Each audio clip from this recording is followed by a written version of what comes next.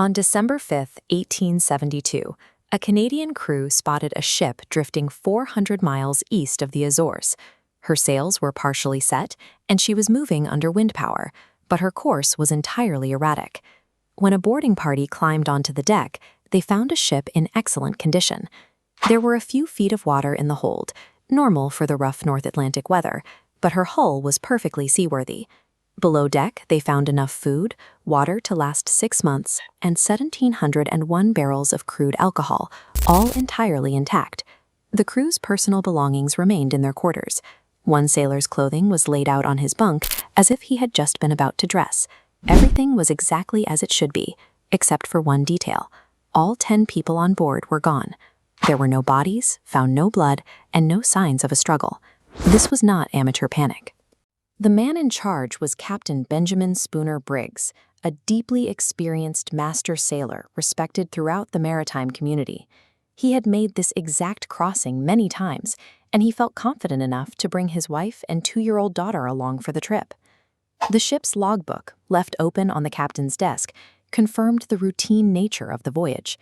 The final entry, written 9 days earlier on November 25th, noted that the weather had cleared and the seas were calm.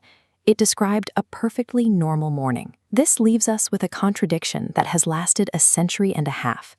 A master sailor, traveling with his family, chose to abandon a 200-ton floating fortress in the middle of a deadly ocean.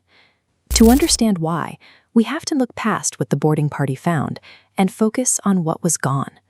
The lack of violence or damage on deck largely rules out a sudden pirate raid or a chaotic mutiny.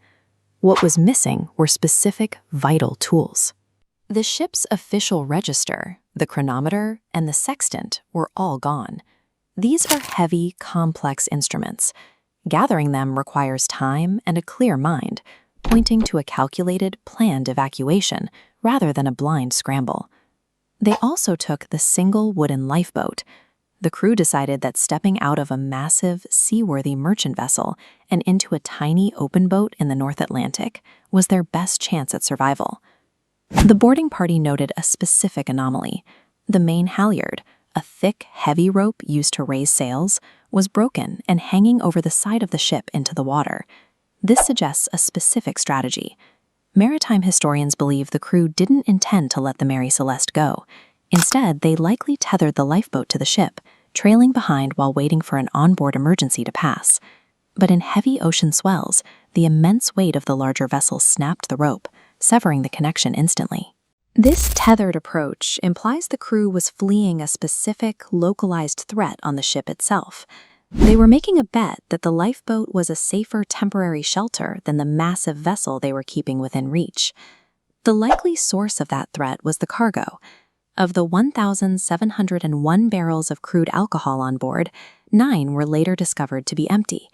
They had leaked during the rough weather of the crossing. As the barrels leaked, invisible explosive vapors built up in the sealed hold. The gas is odorless, but the pressure becomes critical. Captain Briggs likely ordered the main hatch open to vent the hold. When that pressurized gas finally met the outside air, it could have triggered a low, violent rumbling sound, shaking the deck without actually igniting. To an experienced crew, that specific sound mimics an imminent, catastrophic explosion.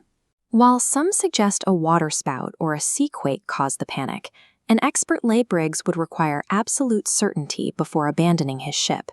He would only order his family into a lifeboat if he believed the vessel beneath their feet was seconds away from blowing apart. Believing they were standing on a bomb, the crew made a rational bet to step off and wait for the fumes to clear. It was a logical decision based on a fatal misunderstanding of the danger. The explosion never happened. The Mary Celeste, completely intact, drifted safely through the Atlantic for 9 days. The ship survived on its own. The 10 people who tried to save themselves did not. The vessel continued sailing for another 13 years, eventually earning a reputation as a cursed ship. Her story ended only when her final captain deliberately wrecked her on a reef in Haiti to collect insurance money. As for the Briggs family and the crew, they vanished entirely. No bodies were ever recovered, and no wreckage of the lifeboat was found. They simply left no trace behind. The true horror of the case lies in the moments after the rope broke. Sitting in a small, unprotected boat, the crew would have watched their only safe haven slowly sail away into the fog under its own power. It is difficult to imagine the level of fear required to make an experienced sailor voluntarily leave a safe ship for the absolute darkness of the open water. The Mary Celeste stands as a monument to the reality that even the most rational, calculated decisions can lead directly to our doom.